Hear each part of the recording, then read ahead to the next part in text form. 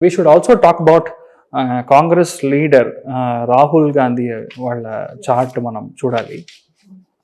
కొన్ని విషయాల్లో blessings in disguise అని చెప్తాం. మనం ఏమి చేయలేం. కొన్ని చోట్ల మనం చెప్పేది ఏంటంటే జాతకం అనేది బాగలేదు అని చెప్తాం. కొన్ని చోట్ల ఆ టైం బాగుంది, సో ఈజ్ డూయింగ్ గుడ్ అని చెప్తాం. ఈయన ఒక జాతక ప్రకారం ఏంటంటే జ్యేష్ఠ నక్షత్రం వృశ్చిక రాశిలో పుట్టి మేష లగ్నంలో ఉన్న ఒక సిచ్యువేషన్లో for next 8 months his mother's health is going to be in danger. Health జాగ్రత్తగా చూసుకోవాలి. మదర్స్ హెల్త్ అంటే వాళ్ళ మదర్ యొక్క హెల్త్ గ్యారంటీగా సరిగ్గా చూసుకోవాలి. Because it is not so good. So it can be leading to any kind of repercussions at any kind of devastating అన్న results అని మనం అర్థం చేసుకోవాలి.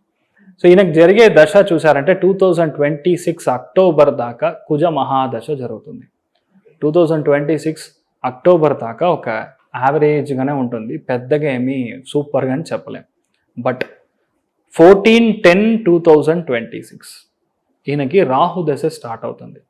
ఈ జాతకంలో హయ్యెస్ట్ పవర్ ఏ ప్లానెట్కి మనం ఇవ్వచ్చు according to Rahul Gandhi chart అని చూసానంటే రాహుకే ఇవ్వాలి. అండ్ అవుట్ ఆఫ్ 100 90 మార్క్స్ ఇవ్వచ్చు రాహుకి. అప్పుడు రాహు దశం అనేది విపరీతంగా ఈయనకు ఒక పవర్ఫుల్ దశగా మారుతుంది. సో రాహు దశ అనేది 2026 ఆఫ్టర్ ఆగస్ట్ తర్వాత అక్టోబర్ తర్వాత స్టార్ట్ అవుతుంది అంటే his time frame, his graph is going to go up. ఇప్పుడు సైన్ వేవ్ మీరు వేసారంటే ఇప్పుడు సైన్ వేవ్ అవ్వడం ఇక్కడ డిక్రీస్ ఇన్ పొజిషన్లో ఆయన ఉన్నారు.